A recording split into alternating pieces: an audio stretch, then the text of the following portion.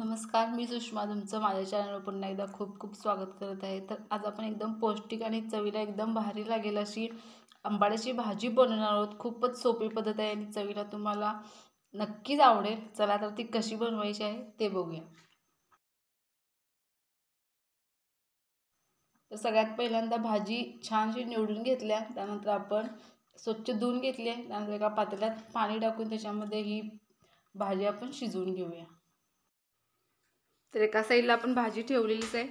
तर दुसरीकडे आपण एक कढई ठेवली, त्याच्यात 2 ते 3 चमचे तेल ओतलेलं आहे। तेल गरम झालं की त्याच्यात आपण लसणाच्या 5 ते 6 पाकळ्या अशा बारीक कट केलेत, थोड्याशा ठेचून पण घ्यायचे। त्यानंतर मी हिरवी मिरची घेतलेली आहे, 3 हिरव्या मिरच्या आहेत बारीक कट केलेल्या, त्या आपण याच्यामध्ये ॲड केल्या आहेत। तिखट आणखीन हवं असल्यास एक मिरची एखादी एक्स्ट्रा ॲड करू शकता, पण 3 मिरच्या इनफ आहेत।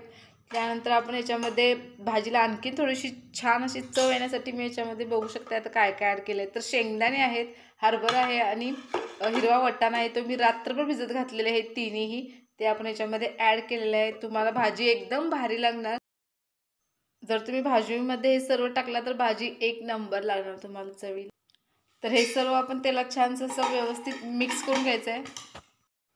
आता याच्यामध्ये आपण काही मसाले ॲड करूया। तर सगळ्यात पहिल्यांदा मी हळद घेतलेली आहे अर्धा चमचा, त्यानंतर धने पावडर घेतलेली आहे, धने पावडर आपण 1 चमचा याच्यामध्ये टाकायचं आहे आणि त्यानंतर हे आपण व्यवस्थित असं मिक्स करून घेऊया।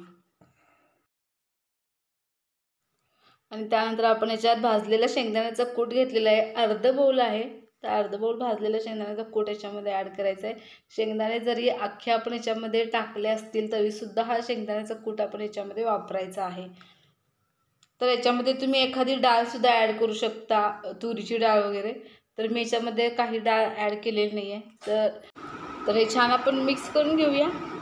आणि त्यानंतर मी भाजी शिजल्यानंतर ती असं त्याचं पाणी गाळून ठेवलेलं आहे, तुम्ही बघू शकताय चाळणीमध्ये, जेणेकरून त्याच्यातलं सगळं पाणी बाहेर निघून जाईल। त्यानंतर हे आपण आता तयार केलेल्या मसाल्यात हे आपण ॲड करणार आहोत ही भाजी, आणि हे व्यवस्थित असं मिक्स करून घ्यायचं। त्यानंतर हे मिक्स झालं की याच्यामध्ये आपण पाणी ॲड करायचं, जेणेकरून भाजी आपली छानशी शिजेल। तर पाणी मी याच्यामध्ये 1 बाउल ॲड केलेलं आहे। तुम्हाला जास्त जर भाजी पातळ हवी असेल तर तुम्ही पाणी आणखी थोडंसं याच्यामध्ये ॲड करू शकता। त्यानंतर आपण याच्यामध्ये टाकायचं आहे चवीपुरतं मीठ, ते पण आपण व्यवस्थित याच्यात मिक्स करायचं आहे आणि याच्यावरती एक झाकण ठेवून आपण याला एक 5 ते 6 मिनटं छानशी एक वाफ काढून घ्यायची आहे, म्हणजेच भाजी शिजवून घ्यायची आहे।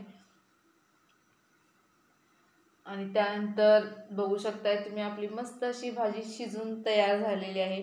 तर खूपच चवीला भारी लागते आणि आपण त्याच्यामध्ये घातलेले वेगवेगळे जे पदार्थ आहेत त्यामुळे त्या भाजीला एक वेगळीच चव आलेली आहे।